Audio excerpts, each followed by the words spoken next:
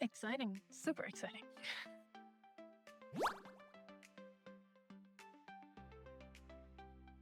Ooh. Well, definitely I love coffee, so caffeine is one of them, but also chocolate. I mean, I've traveled all over Europe, but I'd say back home.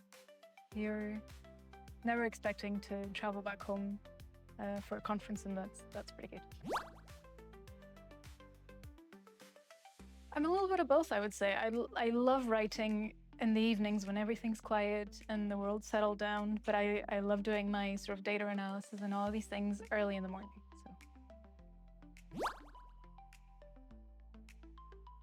So becoming actually a very skilled bioinformatician, that I was not expecting.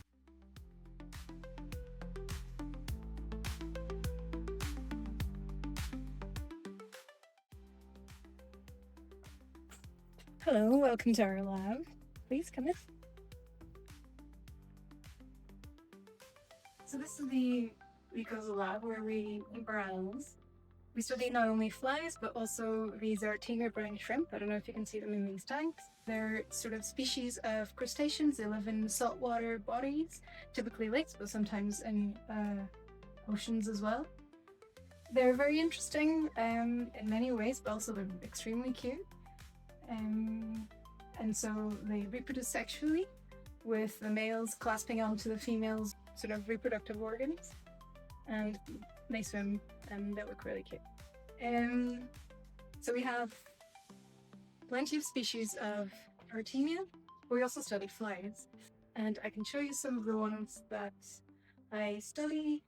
So the ones that I study actually live in little bottles. They have like this sort of very soft, kind of spongy top, and we give them a bit of food, and they live happy in there. Yeah, so basically this is our animal lab. So the way these Drosophila actually reproduce, the life cycle takes roughly 3 weeks, but typically, so female Drosophila lay eggs into this sort of food medium, and what happens is the eggs bury and eventually turn into larvae that climb all the way up and then find a spot to pupate. And while they go through this phase, they go through massive sort of changes in their body plan, and they turn from these larvae into actually fully fledged adults and eventually emerge with little wings, and they can fly around. So a lot of my work is to do with studying differences in between the sexes, which means that I actually need to be able to identify females from males. So what I have to do is I take a bottle like this with all of my flies, and I give them a little bit of CO2 or carbon dioxide. So basically this just makes them a little bit sleepy, so we can sort of, go through them and sex them. Because what happens really is the same thing that happens with us in like sort of very CO2 heavy environments when you don't open the windows, is that you get a bit groggy, maybe you have a bit of a headache kind of thing. So that's what happens with them. They lose their sort of energy and they don't fly around. So this is what I do. I take this little gun and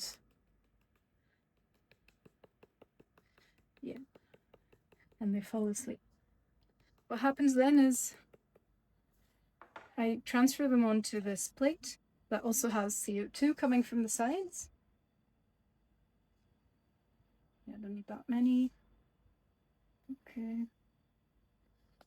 And now we can sort of identify which ones are females, which ones are males. So using a little brush, I can sort of move them around and identify them. So differences in size are quite obvious, with females being a lot bigger than males typically.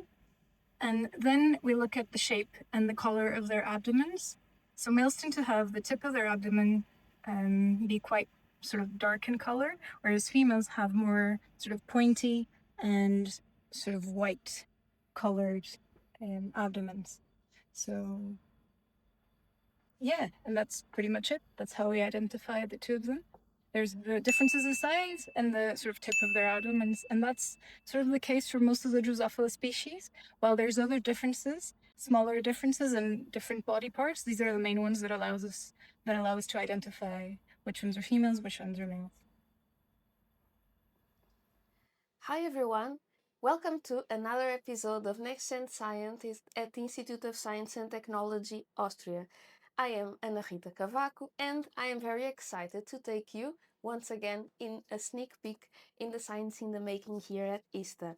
As you can see, today we are in a different setting and I have sitting by my side Carolina Barata, and she will tell us everything about becoming an evolutionary biologist. Hi, thank you for having us in your lab today. Absolutely. Thank you. Thanks for coming.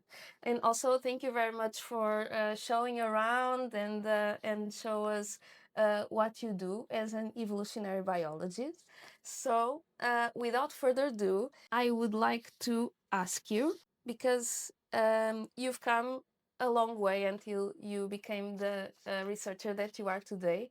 But can you identify the turning point that made you realize you wanted to be an evolutionary biologist or a biologist in the first place? Ooh, that's a great question. I think I've known I wanted to be a scientist since I was really, really young. Like around 10, I knew I wanted to be a scientist, but I wasn't so sure on what the topic would be. And when I started university, I thought I wanted to go into like biomedical research. But then it was having like the first couple of years of our undergrad are actually quite general. And it was when I learned about evolution and how things work that I realized this is what I want to do. And it's right for me. That's really cool.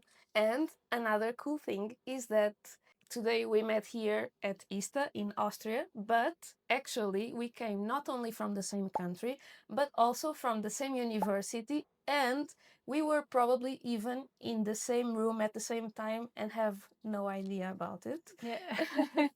So, this just to introduce the next question, which is what was your path until this moment? Walk us through your academic path. So,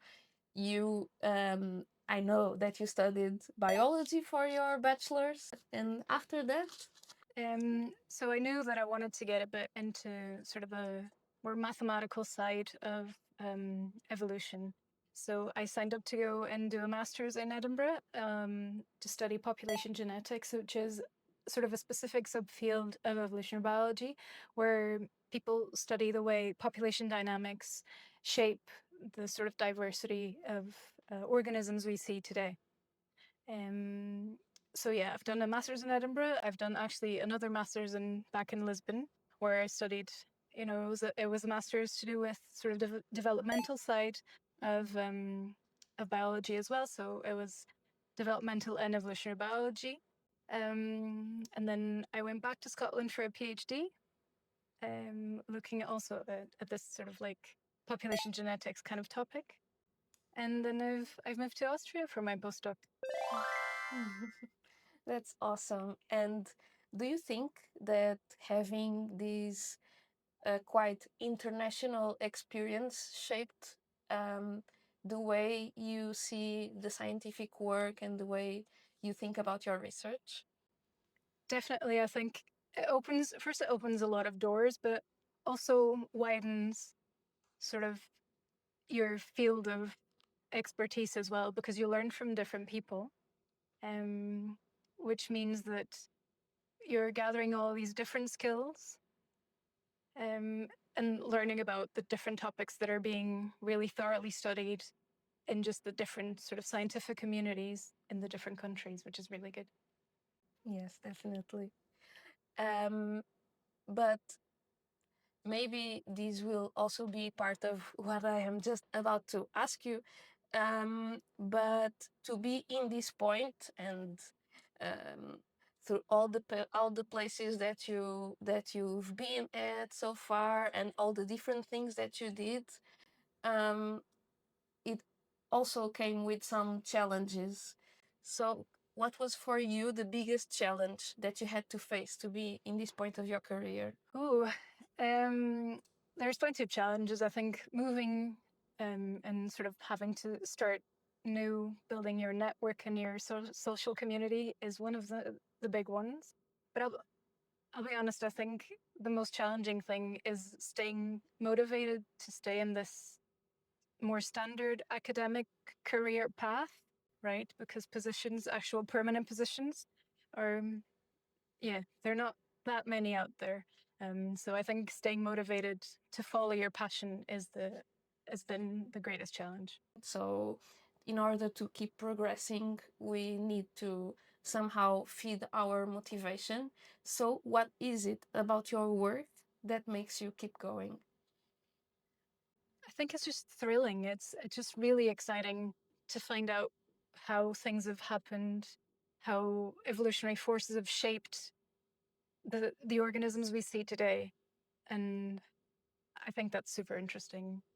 And just generally also the scientific community is great because just every time, for example, I go to a conference and I learn about people's work and the cool things that they're learning and investigating, it just makes me even more excited to work with everybody. It's great. Yeah, yeah, it's definitely an amazing thing about the world of academia. It's that there are no two same days, right? And all the different people that you meet, all the different things that you learn. Absolutely. So at this moment, you are a postdoctoral researcher, which means that you already did all this path of you did your studies, you did your PhD, and after that, some more independent research, let's say. But what do you want for your future? What do you want to do in the next years? I'd love to follow the traditional sort of academic path. I think becoming a PI or a professor sounds really cool. Having my own group, working with people, mentoring people, and teaching, I think, is also a big part of what drives me into this sort of type of position because I feel like when you can do your research, which is the exciting part why you're here, but also teach and give back to the community, um, you're you're just going to have a much more fulfilling experience. So I think that's it for me. So I'll try.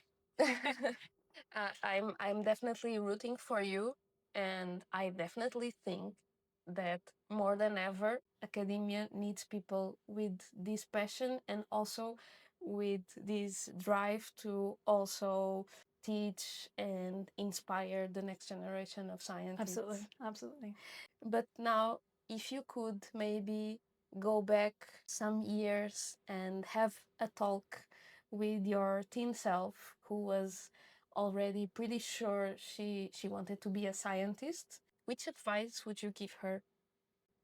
I mean, first I'd say keep going. It's gonna work out for you. But I'd say think of science as more than just the sort of objective thing that we tend to sort of like imagine science is. But think of science as a highly creative work because every day we're telling a new story based on the evidence that we collect. So we're sort of like making puzzles of the data that we collect, which is I think amazing. So it's not just this highly objective and abstract work. It's actually telling stories in a very compelling way based on whatever there is that you find in nature. So Yeah, I think you are touching a very interesting point because indeed, for most of us, I would say that the first contact that we have with science and we when we learn about science in school is as pretty fixed, dogmatic thing, whereas indeed we should learn about science as a process that involves creativity, involves collaboration with so many people, involves uh, areas that we might not dominate, but others do.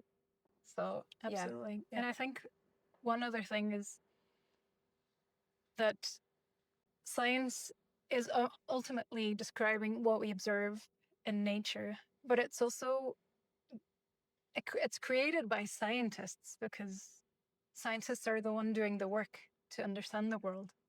So more than anything, science is also about the scientists. So it's not just understanding the science, but also the scientists behind it. That I think is super key. Yeah, I totally see myself in what you just said, and that's actually why I'm doing this. Because science is done by scientists, and I think their stories are always pretty cool. Thank you so much for telling us your story. I would actually like to just continue talking, but we should progress. And it's time for our game segment, This or That. And this time, for the This or That game, it's all about prizes. So, are you familiar with the Ig Nobel Prizes?